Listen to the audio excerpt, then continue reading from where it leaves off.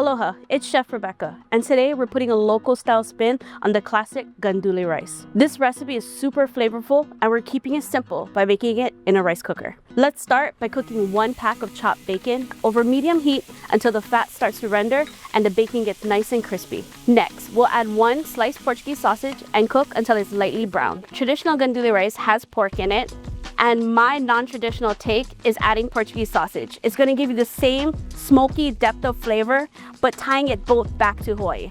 Now that our Portuguese sausage is about halfway done, now it's time to make our sofrito.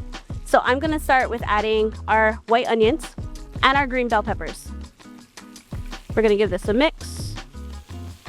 So sofrito is the soul of the dish. This is where all the flavor is coming from. Again, this is a non-traditional version.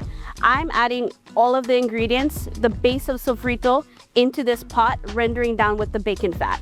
Now I'm gonna sprinkle in the achuete annatto powder. This is gonna give it signature color and distinct flavor. Back in the day, this used to be called the lipstick plant because that's what ladies used to use. Anyway, you don't need to know that. So I'm gonna cook the achuete powder just a little bit in the rendered bacon fat, just to cook out some of that raw powder taste. Next, I'm gonna add the garlic. Again, we're still building on the sofrito base. Lastly, I'm gonna add the cilantro.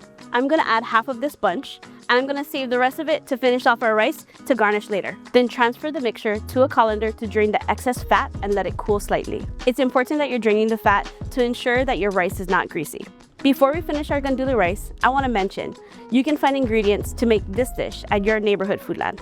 And you can get this and more local style recipes at foodland.com. Here we have 4 cups of rinsed medium grain rice going into the rice cooker. We'll pour in 4 cups of chicken stock and 1 can of gandules.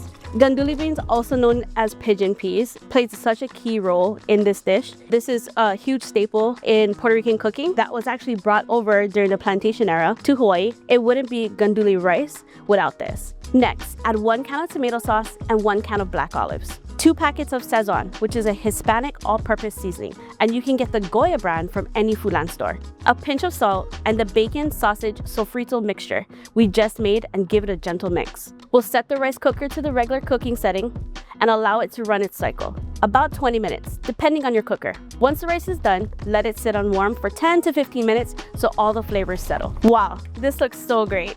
Now that it's done, I'm gonna finish it off with the rest of the cilantro. Add another handful of chopped cilantro and gently fluff everything together with a rice paddle, so all the meats, olives, and gandules are evenly mixed. Here's our local style Gandule rice. This rice cooker version makes it perfect for easy weeknight dinners or potlucks. Traditionally served with roast pork or enjoyed on its own, either way, it's guaranteed a winner.